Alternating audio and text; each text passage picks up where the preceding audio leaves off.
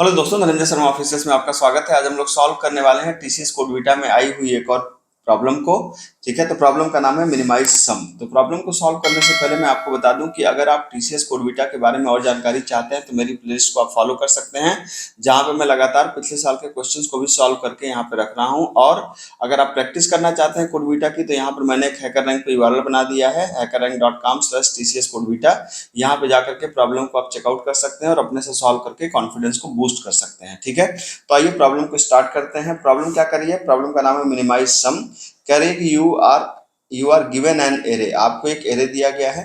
ठीक है, आप साइज n, एरे की साइज कितनी है, n है, एंड इंटीजर k, एक n है और k है, मतलब तीन चीजें हैं, एक n k और एरे। ठीक है, your task is to perform the most k operations, मतलब k टाइम ऑपरेशन परफॉर्म करना है on the array to minimize the sum of the element of the final array.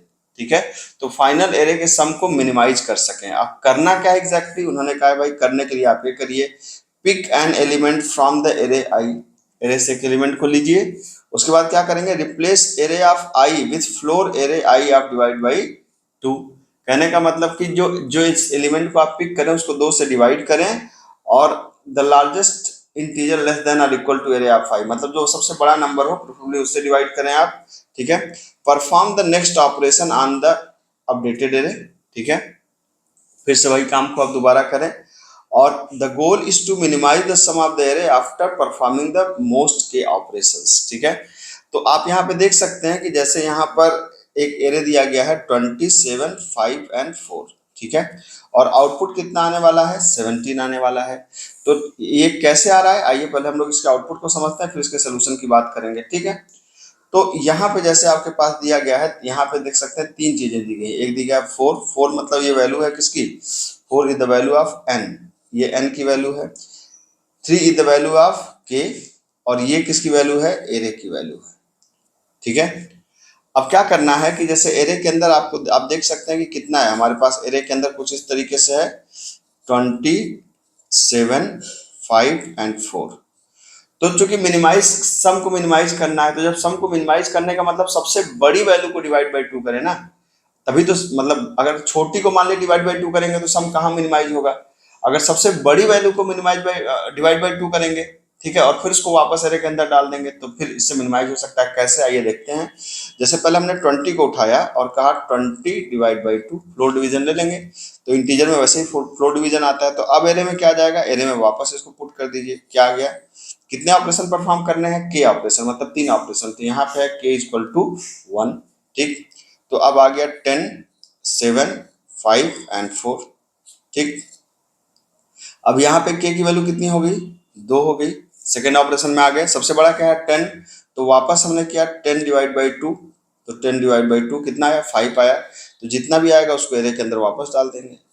ठीक है, एरे के अंदर वापस डाल देंगे, और जब भी एरे के अंदर वापस डालेंगे तो याद रखेंगे कि एरे में हमें सबसे बड़ा चाहिए, तो हम कैसे, तो सबसे बड़े 7 को आगे रखते हैं, बाकी 5, 5, 4 हो गया हमारा। तो 5 को हमने पीछे क्यों रख दिया, क्योंकि हमें सबसे बड़े नंबर को ही डिवाइड करना है। और फिर अब देखिए, अब यहाँ पे के की वैल्यू कितनी हो गई, 3 हो गई। सबसे बड़ा नंबर क्या है, 7, तो 7 डिवाइड बाई 2 कितना आ जाएगा, 3 आ जाएगा। तो वापस इसको आप एरे के अंदर डाल दीजिए, तो अब ये क्या हो जाएगा, अब ये हो गया आपको 5, 5, 4 एंड 3। अब चूंकि 3 ऑपरेशन परफॉर्म होना था, 1 ऑपरेशन, 2 ऑपरेशन, 3 ऑपरेशन, इसके बाद इसको सम को करिए तो कितना आया, यहाँ पे 5, 5, 10, 10, 4, 14 और 14, 3, 17, दैट इज 17। ठीक है, आउटपुट इज 17। ठीक है, तो अब इस प्रॉब्लम को सॉल्व करने में दिक्कत क्या है, इस प्रॉब्लम को एकदम आसान प्रॉब्लम है, इसमें कोई दिक्कत नहीं है। बस एक छोटी सी बात है कि हम जब भी किसी एरे में एलिमेंट को ले रहे हैं तो सबसे बड़े को ले रहे हैं। तो या तो हम 2-3 लॉजिक लगा सकते हैं, या तो हम हर बार सबसे बड़ा नंबर पिक आउट करें। तो सबसे बड़ा नंबर जब आप पिक आउट करेंगे तो उसकी टाइम कॉम्प्लेक्सिटी क्या होगी भाई, कितनी, अगर आप एक बार भी चलेंगे तो एक बार में बड़ा नंबर n बार तो कम से कम चलेगा ही चलेगा लूप, बड़ा नंबर पिक आउट करने के लिए। ठीक है, दूसरी बात है कि या तो हम हर बार एरे को सॉर्ट करें, जब सॉर्ट करेंगे तो अपने आप बड़ा आ जाएगा, तब भी हर बार जो टाइम कॉम्प्लेक्सिटी होगी उसकी वैल्यू कितनी होगी, n log n होगी। अगर आप मिनिमम टाइम कॉम्प्लेक्सिटी से सॉर्ट करते हैं तो भी, तो n log n, n log n, n log n 3 बार हो गया। ठीक है, मतलब वो डिपेंड करता है कितनी बार k चल रहा है। ठीक है, अब क्या कर सकते हैं, एक यहाँ पर कंसेप्ट आता है जिसको बोलते हैं हीप का कंसेप्ट। आपने पढ़ा होगा अपने डेटा स्ट्रक्चर में। हीप क्या करता है कि अपने आप वो इंटरनल मेमोरी में क्या करता है कि डेटा को अपने आप अरेंज कर देता है। ठीक है, तो अरेंज कर देता है, कैसे अरेंज करता है, या तो मिनिमम हीप अरेंज करता है या तो मैक्सिमम हीप अरेंज करता है। ठीक है, मिनिमम हीप का मतलब क्या, जो हीप बनेगी, जैसे हीप को आप ऐसे विजुलाइज कर सकते हैं, तो जो हीप बनेगी वहां पे सबसे ऊपर सबसे छोटा होगा, और मैक्सिमम हीप का मतलब कि जो हीप बनेगी उसके सबसे ऊपर सबसे टॉप में सबसे बड़ा नंबर होगा। ठीक है, तो हमें इसमें क्या चाहिए, मैक्सिमम हीप चाहिए। मैक्सिमम हीप क्यों चाहिए भाई, क्या है कि आपके पास जब आप प्रायोरिटी क्यू के अंदर डालें तो पहली बार क्या है, पहली बार जब आपने डाला तो जाहिर सी बात है सबसे पहली बार क्या होना चाहिए, सबसे बड़ा नंबर ऊपर होना चाहिए। तो 4, आपने कहा 5, फिर 7, फिर क्या आया, यहाँ पे आपने कहा 20। अब 20 को हीप से आप डिलीट करिए, इसको डिवाइड बाई 2 करिए, 10 आया। जब 10 को आप डालेंगे तो 10 भी बड़ा है तो वापस 10 सबसे ऊपर ही इंसर्ट होना चाहिए। तो ये आपको हो गया 4, 5, 7 और वापस यहाँ पे क्या हो गया, 10 हो गया। फिर जब 10 को आपने डिलीट किया, जैसे 10 को आपने डिलीट किया, डिवाइड बाई 2 किया, तो वापस क्या आएगा, वापस आएगा, मतलब इसके बाद हमने इसको किया, इसके बाद फिर इधर कर रहे हैं, क्या कर रहे हैं। अब इसके बाद जब हम 5 को ऐड करेंगे तो ये 4, फिर 5, 5 के साथ में 5 और 7 सबसे ऊपर आ जाएगा। क्यों, क्योंकि हम लोग मैक्स हीप बनाने वाले हैं। अब सवाल उठता है कि भाई ये मैक्स हीप बनता कैसे है। तो मैक्स हीप बनता है एक अगर हम जावा की बात करें, अलग अलग में लैंग्वेज में अलग अलग है, तो जावा सी प्लस प्लस में दोनों में ही हमारे पास एक कंसेप्ट आता है जिसको बोलते हैं प्रायोरिटी क्यू। ठीक है, क्या बोलते हैं, प्रायोरिटी क्यू। तो ये प्रायोरिटी क्यू आप जब बनाते हैं, प्रायोरिटी क्यू, तो ये प्रायोरिटी क्यू क्या बनाता है, प्रायोरिटी क्यू बनाता है एक हीप। ठीक है, तो जब भी ये हीप बनाएगा तो ये जो प्रायोरिटी क्यू नाम की एक क्लास है, बेसिकली प्रायोरिटी क्यू जो क्लास है ये बनाता है एक हीप, और बाय डिफॉल्ट ये बनाता है मिनिमम हीप। ठीक है, तो मैक्सिमम हीप बनाने के लिए जावा में जैसे आप क्या कर सकते हैं, कलेक्शंस डॉट रिवर्स ऑर्डर कर देंगे तो मैक्सिमम हीप बना देगी। ठीक है, तो ये इसमें इस कंसेप्ट में इस्तेमाल करेंगे हम लोग, हीप का कंसेप्ट इस्तेमाल करेंगे तो इसकी टाइम कॉम्प्लेक्सिटी बहुत ही बेहतर निकल कर आएगी। ठीक है, अब मैंने लॉजिक समझा दिया, अगर आप चाहें तो मेरे यूआरएल पे खुद पे जाकर प्रैक्टिस कर सकते हैं, और अगर आप चाहें मेरे सोल्यूशन को देखने के लिए तो आइए चलिए मेरे सोल्यूशन को भी देखते हैं।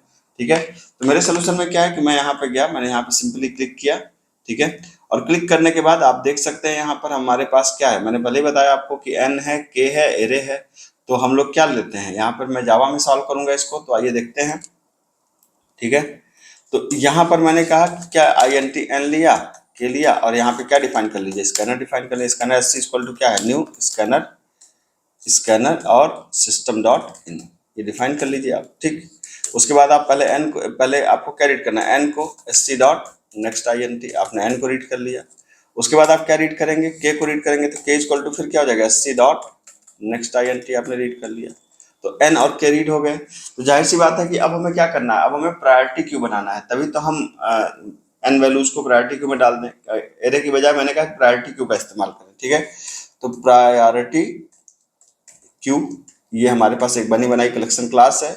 कैसी वैल्यू ले रहे हैं, इंटीजर टाइप की वैल्यू ले रहे हैं। इसका नाम क्या है, पी क्यू, जो मन करे आप नाम रख सकते हैं। न्यू प्रायोरिटी, प्रायोरिटी क्यू, और यहाँ पर हमने क्या कर दिया, ये कलेक्शन इंटरफेस का ऑब्जेक्ट बना लिया।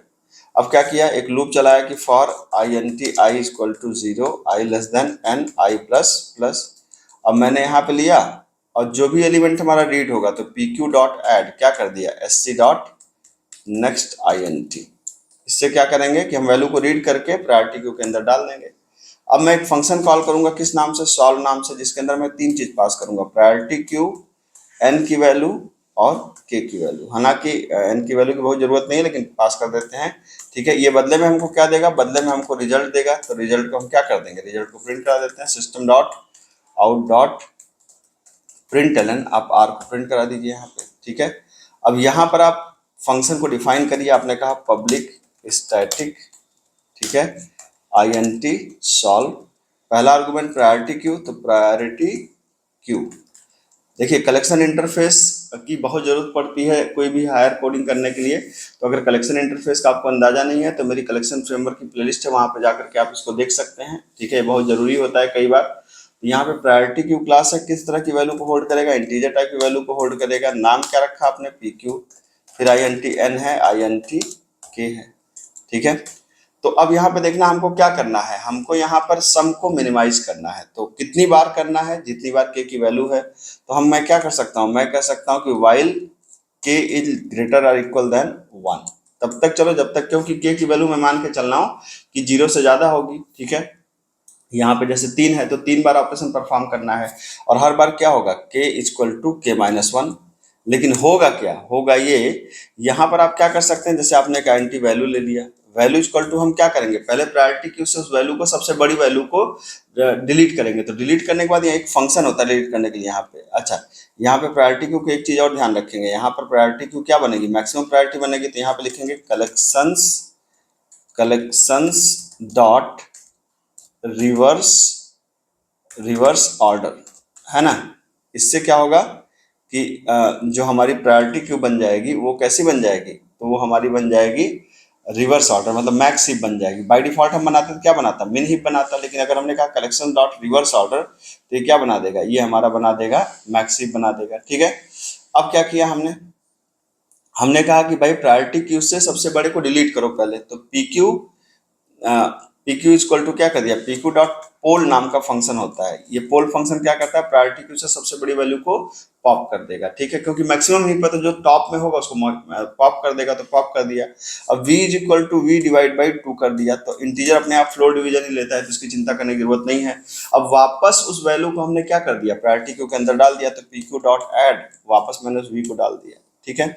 बस यहाँ पे आप देख सकते हैं, तो यही तो करना था कि सबसे बड़ी वैल्यू को डिलीट करो, डिवाइड बाय 2 करो, वापस उसके अंदर डाल दो। तो हमने यहाँ पे प्रायोरिटी क्यू ले लिया, प्रायोरिटी क्यू अपने आप उसको अरेंज करता रहेगा, मतलब जो सबसे बड़ी वैल्यू है अपने आप उसको टॉप में भेज देगा। फिर लास्ट में क्या करना है, उसको सम करा देना है उसका। तो सम कराने के लिए आप क्या कर सकते हैं, फॉर आई एन टी, ठीक है, आई एन टी आप यहाँ पे क्या कर सकते हैं, आप यहाँ पे कर सकते हैं कि एक वैल्यू ले लीजिए, जैसे मान लीजिए हमने नंबर ले लिया, क्या, कहाँ से, जो पी क्यू से जो नंबर आए उस वैल्यू को क्या करो, एक हमने सम करा लिया, i n t s equal to 0, ठीक है। तो जो भी वैल्यू प्रायोरिटी क्यू की आ रही है, s equal to s plus number को ऐड कर दो, और अंतिम में क्या कर दो, रिटर्न कर दो किसको, एस को, बस काम आपका हो गया, ठीक है। तो बात समझ में आई होगी कि सबसे बड़ी वैल्यू को हमने पहले डिलीट किया प्रायोरिटी क्यू से, फिर डिवाइड बाई 2 किया हमने, उसको डिवाइड बाई 2 किया जिससे उसको मिनिमाइज किया जा सके, फिर क्या किया, उसको प्रायोरिटी क्यू के अंदर हमने वापस ऐड कर दिया, और के को एक घटा दिया, क्योंकि एक बार तक चलना है, तो फिर से अगर एक नहीं है तो फिर से यही काम होगा, ये काम तब तक होता रहेगा जब तक के की वैल्यू है। उसके बाद क्या होगा कि प्रायोरिटी क्यू से ये क्या कर रहे हैं, एक वैल्यू को उठा रहे हैं, नंबर के अंदर डाल रहे हैं, फिर उस नंबर को हम लोग ऐड करते जा रहे हैं, फाइनली सम को रिटर्न कर देंगे, तो जो मिनिमम सम होगा रिटर्न हो जाएगा आपका, ठीक है। आप इस प्रोग्राम को अगर चाहें रन करा के देखना चाहें तो आप यहाँ पर जाइए, रन कोड करिए, और यहाँ पे आप देख सकते हैं कि यहाँ दोनों टेस्ट केस आपके पास हो गए, और अगर आप इसको सबमिट करना चाहें तो बड़े आराम से इसको आप सबमिट कर दीजिए, एकदम आसान सा कोड है, ठीक है। तो ये आप देख सकते हैं कि ये मुश्किल काम नहीं था, लेकिन हाँ, अगर आपको प्रायोरिटी क्यों नहीं आती है तो फिर आपको ये थोड़ी सी टाइम कॉम्प्लेक्सिटी भी प्रोग्राम बढ़ा देगा, और बाकी सारी चीज़ें थोड़ी दिक्कत होने लगेगी। अगर प्रायोरिटी क्यों आती है तो चुटकियों में सॉल्व हो जाएगा। अपनी अपनी लैंग्वेज में कलेक्शंस को जरूर पढ़ें, जैसे जावा में कलेक्शन को पढ़ें, सी प्लस प्लस में एसटीएल को पढ़ें, पाइथन में कलेक्शन को पढ़ें, तो आपको कॉन्फिडेंस और बढ़ेगा। मेरे ख्याल से कंटेंट आपको पसंद आया होगा, कंटेंट पसंद आया चैनल को सब्सक्राइब करिए। मिलता हूँ, थैंक यू सो मच।